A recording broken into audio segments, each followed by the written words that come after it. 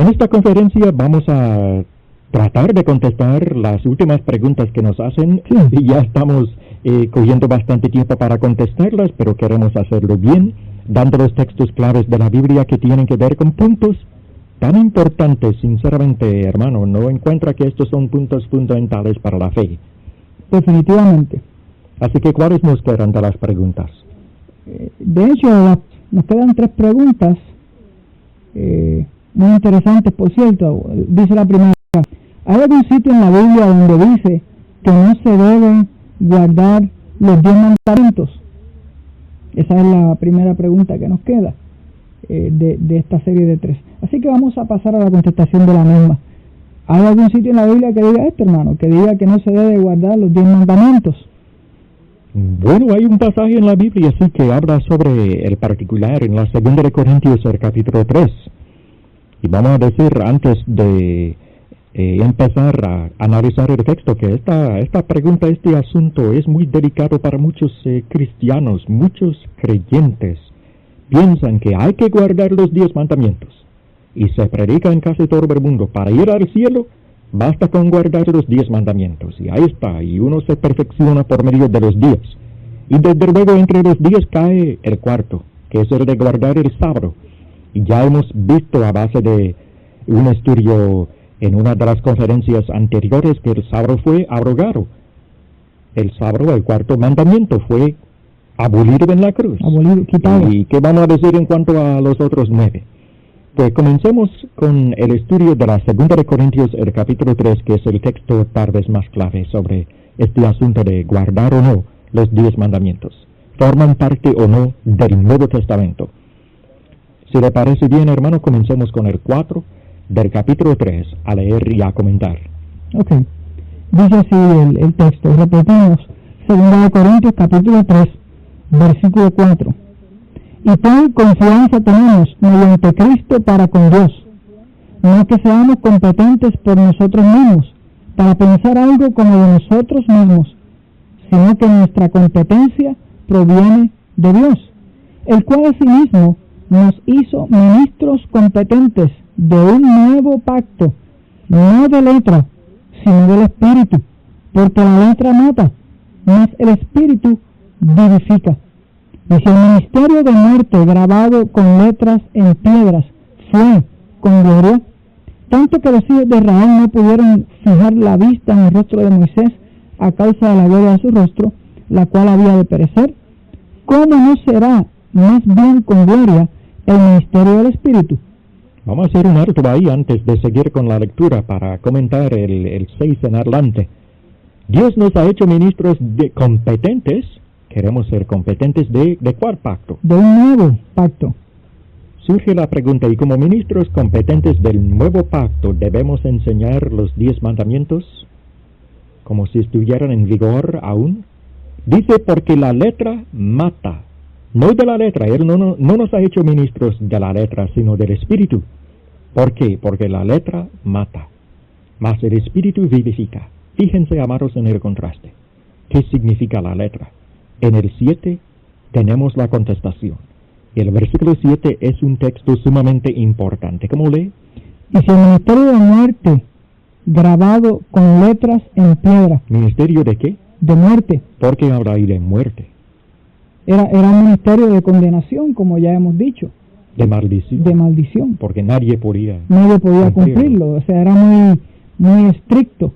Cuando hablamos del ministerio de muerte, el ministerio de condenación, no solamente nos estamos refiriendo a los 10 mandamientos, sino a todo lo que envolvía la ley, ¿verdad? Es cierto, pero lo interesante del 7 es que se refiere específicamente a los 10 mandamientos. A los 10 mandamientos, el ministerio de muerte grabado con letras en piedras. Y hasta donde nos enseña la Biblia y nos enseña el Viejo Testamento, lo único que se grabó en piedras fueron los 10 mandamientos. Y lo interesante de este versículo es que hace referente a ese ministerio y a esas letras grabadas en piedras, aclamando al pasado. Hay una palabra aquí muy importante que debemos de analizar: el ministerio de muerte grabado con letras en piedras fue. Y lo vamos a ver a través de la lectura, que siempre se habla de ese ministerio como de tiempo pasado, como perteneciendo al pasado. Ahora bien, hermano, una vez estaba dialogando este tema y este texto con algunas personas que alegaban que sí hay que guardar los 10 mandamientos y hay que guardar el sábado para salvarse, etc. Y cuando expliqué que este ministerio de muerte, no de vida, fue el mismo que fue grabado con letras en piedras, ¿sabe lo que uno me dijo? Me respondió de esta manera: bueno, pero los 10 mandamientos no fueron las únicas leyes grabadas en piedras, que cuando Josué con los demás de Israel pasaron el río Jordán, levantaron una columna de piedras y escribieron ahí los mandamientos. Y es verdad, eso aparece en la historia del pueblo de Israel. Uh-huh. Pero luego le contesté de esta manera: aquí, en este texto, no se hace referencia a lo que pasó cuando el pueblo de Israel cruzó el río Jordán, sino que se habla del tiempo de Moisés. Ahí está la clave. Uh-huh. Estoy en lo cierto. Es correcto. Porque ¿qué dice el texto? Dice que fue con gloria, tanto que los hijos de Israel no pudieron fijar la vista en el rostro de Moisés. Así que se trata de cuándo fueron dados los 10 mandamientos, las tablas de la ley. A Moisés. No se habla del tiempo de Josué. Exacto. Y de cuándo cruzaron el río Jordán, etc. Ese punto es sumamente importante para el entendimiento correcto del pasaje. Es correcto. Así que, ¿qué es el tema? El de los 10 mandamientos. Exacto. ¿Hay que guardarlos? Según dice aquí, ¿no? ¿Quién quiere guardar un ministerio de muerte? Yo no. Y no solamente un ministerio de muerte, sino un ministerio que ya no tiene gloria. Que ya no tiene que gloria. Fue con gloria. Que fue con gloria. O sea, ¿para qué guardar algo que ya no tiene gloria? O sea, pues, yo no lo voy a hacer. Exacto. Pero esto escandaliza a muchos porque dicen, bueno, si los 10 mandamientos no están en vigor, así que podemos matar y podemos adulterar. Bueno, muchos se escandalizan con el asunto este de no guardar los 10 mandamientos, porque no han entendido todavía la justificación por medio de la gracia. Amén. Por medio de la fe. Los 10 mandamientos nos dirigen a la justificación por medio de las obras. Hay que hacer, harás esto, harás lo otro, y si no haces esto, y en fin, nos presenta una situación donde tenemos que actuar para obtener algo. En la gracia, los 10 mandamientos son abolidos y nos presenta otro ministerio. Cristo hizo para que nosotros alcancemos algo. Cristo hizo lo que nosotros no pudimos hacer. Y ya no hay forma de que nosotros podamos guardar los 10 mandamientos para alcanzar aquello que Cristo fue capaz de alcanzar en la cruz del Calvario. Yo no sé por qué la gente se preocupa tanto por guardar los 10 mandamientos, porque en realidad cuando estudiamos el Nuevo Testamento hay más de 10 mandamientos que el cristiano debe de guardar. Más de 10 y son morales. Y son morales. Y son de una enseñanza moral muy superior a aquellos mandamientos. No encuentra. Exacto. Y ahora en las palabras de Cristo, ¿qué dice él? Efectivamente cambiando la ley, comenzando a introducir el Nuevo Testamento, él dice, oísteis que fue dicho, no adulterarás. Más yo os digo, ¿qué cosa? El que mirare a una mujer para codiciarla ya ha cometido adulterio en el corazón. Un mandamiento mucho más específico, mucho más moral, con otras metas. Y aparte de esas palabras de Cristo, mediante las cuales cambia él dice, yo os digo, oísteis que fue dicho, pero yo, Cristo, yo que tengo toda autoridad ahora en el cielo y en la tierra, yo os digo, aparte de esas enseñanzas de Cristo, amados, ¿por qué confundirse con este tema de los 10 mandamientos? Cuando leemos las palabras de Pablo y de Pedro y de los demás hombres inspirados, encontramos un código moral mucho mejor que el código moral de los 10 mandamientos. Yo no puedo matar ni adulterar, etcétera. ¿Por qué? No porque lo prohibieran los 10 mandamientos, sino porque el nuevo pacto, sellado con la sangre de Cristo, me enseña en muchos pasajes del Nuevo Testamento que estos son pecados. Y es por lo que dice el nuevo, que no puedo adulterar, fornicar, etcétera, mentir y todo eso. Y es por el nuevo que el Espíritu nos enseña a llevar una vida santa, una vida de santidad conforme al Nuevo Testamento. Así que, ¿por qué escandalizarse sobre este asunto de los 10 mandamientos? Es correcto. Fueron quitados. Exacto. Y yo creo que seguimos haciendo énfasis en el contexto de esta lectura. Fue con gloria, tanto que los hijos de Israel no pudieron en el pasado fijar la vista en el rostro de Moisés. Entonces menciona aquí, dice, a causa de la gloria de su rostro, la cual había de perecer. Estaba destinada a perecer, estaba destinada a pasar a la historia. Dice, ¿cómo no será? Ahora presenta aquí algo que viene, algo venidero. ¿Cómo no será más bien con gloria el ministerio del Espíritu? El ministerio del Espíritu es el ministerio de la gracia. Amén. El ministerio de la misericordia, de la consolación a través del Espíritu Santo. ¿Cómo no será más bien con gloria el ministerio del Espíritu? O sea, ¿cómo vamos a reclamar el ministerio del Espíritu, pero a la misma vez a tratar de incorporar lo que perdió gloria allá y tratar de meterlo en el ministerio del Espíritu? Son dos cosas que no se pueden hacer. Es imposible. Entonces seguimos leyendo, dice el versículo 9, porque si el ministerio de condenación fue con gloria, y volvemos, no es que estemos repitiendo el pasaje, es otro pasaje, porque si el ministerio de condenación fue con gloria, mucho más abundará en gloria el ministerio de justificación.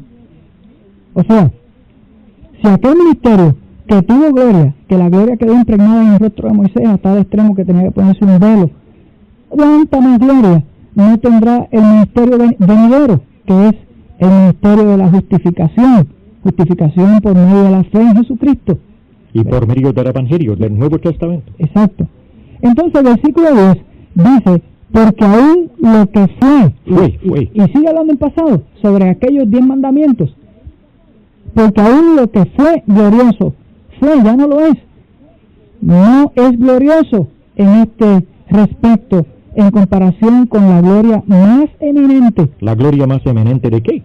Del ministerio del Espíritu. ¿Y cuál es ese ministerio? El ministerio de la gracia, la justicia. Y del Nuevo Testamento. El Nuevo Testamento, el Nuevo Pacto. Dice, porque si lo que perece, tuvo gloria, ya no tiene, ¿verdad? Está en pasado. Mucho más glorioso será lo que permanece. Y lo que permanece en estos momentos es el ministerio del Nuevo Pacto. Hermano, es absurdo pensar que Cristo murió en la cruz del Calvario para abolir el antiguo pacto y que hoy los hombres quieran insistir en resucitar ese nuevo pacto, en hacerlo vigente. Eso es absurdo, ¿verdad? Eso es menospreciar el ministerio de Cristo en la cruz del Calvario. Ya lo creo. Pues, ¿qué le parece? Para mí este texto contesta la pregunta. Yo diría que sí, y yo diría que el Nuevo Testamento presenta mandamientos mucho más elevados, más específicos y que pueden producir un crecimiento mayor en el cristiano. De cierto que sí. Así que vamos a dejar esa pregunta por contestar a través de la Segunda de Corintios, el capítulo 3. Procedamos a otra pregunta. Sí, aunque nuestro amigo nos dice en su carta, dice, no haré más preguntas por el momento, excepto una muy importante. Una más, muy importante. Dice, en el Nuevo Testamento dice que la mujer en las congregaciones calle o que permanezca en silencio. Sin embargo, yo personalmente he visto mujeres predicando en las congregaciones. He escuchado mujeres que han sido bendecidas y otras hasta hablan en lenguas. ¿Cómo ustedes explican eso? Esta es una pregunta muy interesante de nuestro amigo Radio Escucha, la cual vamos a analizar razonando la palabra de Dios. Vamos a ir a Primera de Corintios, el capítulo 14, versículo 37. Primera de Corintios 14, 37, donde el apóstol Pablo reclama la autoridad que él tiene para presentar este mandamiento a la iglesia de aquel siglo, y no solamente a la iglesia de aquel siglo, sino a la iglesia de este tiempo también. Leemos: si alguno se cree profeta o espiritual, reconozca que lo que os escribo son mandamientos del Señor, mas el que ignore. Muchos acusan al apóstol Pablo de que este mandamiento que él establece de que la mujer debe de callar en la congregación es un mandamiento caprichoso de él. A otros alegan que es un mandamiento exclusivamente para aquella cultura, para la mujer de aquel tiempo. Pero el apóstol Pablo reclama en esta cita que acabamos de leer que lo que él habla son mandamientos del Señor. ¿Y qué es lo que habla sobre la mujer? El autor de la carta dice que él ha visto a muchas mujeres predicando, que hasta hablan lenguas, etcétera, y que son, como dice él, bendecidas en sus ministerios. Pero ¿qué es lo que enseña Pablo? Pablo enseña, inspirado por el Espíritu Santo, que la mujer debe de callar en la congregación. Con la Biblia abierta, hay textos para probar esa enseñanza que para muchos también es muy fuerte decir que la mujer no suba al púlpito. Sí, hay enseñanzas. Creo que en Timoteo, en la primera carta de Timoteo, hay un texto clave sobre este asunto que podemos citar. ¿Pudiera buscarlo, hermano? Sí, el texto dice en la primera de Timoteo 2:11, habla la Biblia abierta, la mujer aprenda en silencio con toda sujeción, porque no permito para la mujer enseñar ni ejercer dominio sobre el hombre, sino estar en silencio. Y luego en el 13, el 14 será el por qué. Porque Adán fue formado primero, después Eva, y Adán no fue engañado, sino que la mujer, siendo engañada, incurrió en transgresión. Y desde luego en el mismo texto que usted citó, hermano, en la 1 de Corintios 14, más arriba del 37, comenzando en el 33, como dice, como en todas las iglesias. Sí, ese era el punto que iba a traer, Así. Porque algunos pudieron leer a Primera de Timoteo y decir, bueno, pero es que el apóstol le está escribiendo solamente a Timoteo, a una iglesia en particular. Pero cierto es el caso que en Primera de Corintios, el capítulo 14, 33, dice, pues Dios no es Dios de confusión, sino de paz, como en todas las iglesias de los santos. Vuestras mujeres callen en las congregaciones, porque no les es permitido hablar, sino que estén sujetas, como también la ley lo dice.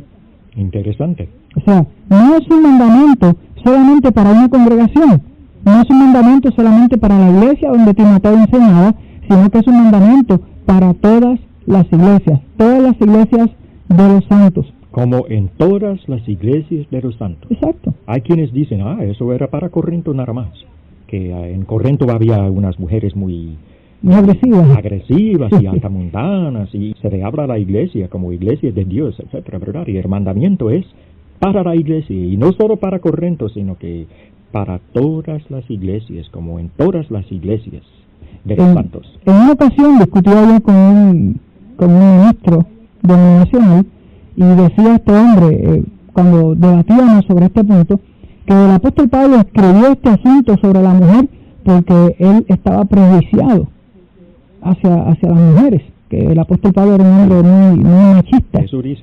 Y yo diría que es una falta de respeto, porque el apóstol Pablo es un santo varón de Dios, un hombre apóstol, un hombre instituido apóstol por Cristo, según estudiamos en Gálatas, en otras conferencias, y es un hombre que tenía toda la autoridad e inspiración del Espíritu para escribir sobre este asunto. Cierto es el caso que pudiera ser un mandamiento duro de que la mujer calle en la congregación, pero es la voluntad de Dios y no podemos ir contra ella. No, señor. Y si reclamamos y aceptamos que somos salvos por la fe, y si clamamos que vamos a estar morando con Cristo algún día y aceptamos esas partes buenas del Evangelio, ¿por qué no aceptar las partes que nos pueden doler un poco, que nos pueden molestar un poco? Cierto es el caso que hay mujeres muy elocuentes, muy preparadas, pero la Biblia es clara en este asunto y manda que la mujer calle en la congregación. Hermano, fíjese que me surge una pregunta de la razón. La pregunta de nuestro amigo dice que él ha visto mujeres predicando y hablando en las congregaciones, y estas mujeres han sido bendecidas y hasta hablan en lenguas. Si una mujer habla y predica en la congregación, definitivamente, con la Biblia abierta, podemos decir que esa mujer está en desobediencia. ¿Qué usted cree? Habría que decir que sí, amado, sinceramente, porque en una iglesia del Nuevo Testamento, es decir, regida por el Nuevo Testamento, ¿qué vamos a ver? Nunca veremos a una mujer en el púlpito. No, eso suena duro. No, fíjense, bajo el Antiguo Testamento, ¿cuántas de esas leyes eran duras para la gente? Tenían que someterlas. ¿Cuántas? Por ejemplo, hermano, Bueno, para mí debe haber sido duro la circuncisión, el apedrear a alguien que se encontraba trabajando en un sábado, subir al templo a hacer sacrificios. En la misma ley, la mujer tenía que estar en silencio, según leímos en el versículo 34. En este sentido, la ley concuerda con el Nuevo Testamento. Continúa, ¿verdad? Se hace extensiva esa parte de la ley. Mismo. O sea que no hay por qué rechazarlo. No hay por qué rechazarlo. Aquí hay un contraste muy tremendo, porque algunos líderes religiosos se acogen a la ley para afirmar la enseñanza de los diezmos. Así. Pero luego rechazan la ley para derribar la enseñanza de que la mujer tiene que estar en silencio en la iglesia. O sea, para unas cosas utilizan la ley, pero para otras cosas la rechazan. Y esto es algo que realmente tiende a confundir bastante. Es una manera muy arbitraria de proceder cuando del Antiguo Testamento se trata. Es correcto. El punto, ¿verdad?, es que nosotros, como cristianos, no impedimos que la mujer se desarrolle dentro de la iglesia. O sea, hay un ministerio donde la mujer puede desarrollarse en la iglesia. Amén. Pero en cuanto al gobierno de la iglesia, en cuanto a dirigir la congregación, en cuanto a la enseñanza, en cuanto a gobernar en los asuntos de la iglesia, le corresponde al varón, según lo que menciona la Biblia, según lo que dice la Biblia. Es la palabra de Dios. Y en este estudio no podemos mencionar otra cosa que no sea lo que dice la palabra de Dios. Segunda de Timoteo 3:15-16 dice que toda la palabra es inspirada por Dios. ¿Y qué más? Y útil para enseñar, para redarguir, etcétera. Para corregir. Es decir, que la palabra de Dios es toda la autoridad. Y no podemos quebrantar esa autoridad por duro que nos parezca, ¿verdad?, esta enseñanza. Me intriga esa parte de hablar la mujer en lenguas. ¿Qué implica eso?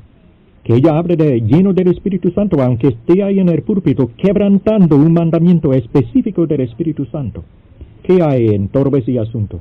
Bueno, hermano, como mencioné, si la mujer toma esta posición de predicar y de enseñar, está en desobediencia. No está en acuerdo con el Espíritu Santo. Santo. Hable lenguas. Pero el punto es, hermano, ¿cómo puede hablar en lenguas y cómo puede ser bendecida si está en desobediencia? Ese es el punto. O sea, para recibir bendición de Dios, hay que contar con la aprobación de Dios, como estudiamos en otros pasajes. Hay que tener la aprobación de Dios.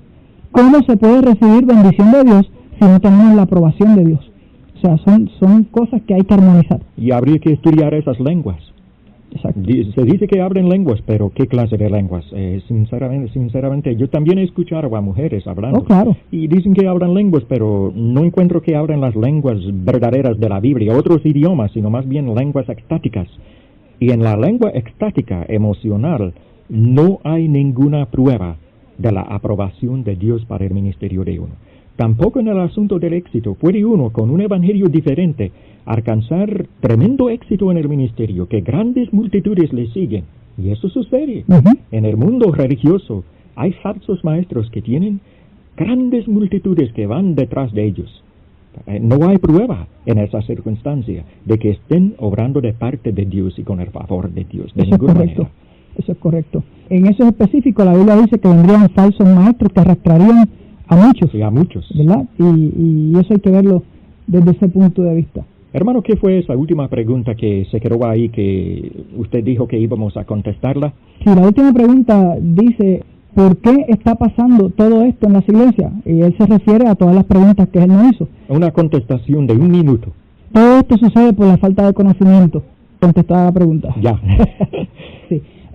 Diría yo que la falta de conocimiento del ser humano, la falta de entender lo que dice la Biblia, está haciendo que estas y otras cosas más sucedan en las iglesias. De hecho, nos dice la Biblia que una de las metas del Señor, de nuestro Dios, es que todos los hombres procedan al conocimiento. Gracias al oyente rico por esas preguntas tan importantes. Gracias, amados, por habernos escuchado en esta conferencia. En la próxima, Dios mediante, volveremos a Gálatas 1 para empezar en el 13. Dios les bendiga a todos. Amén.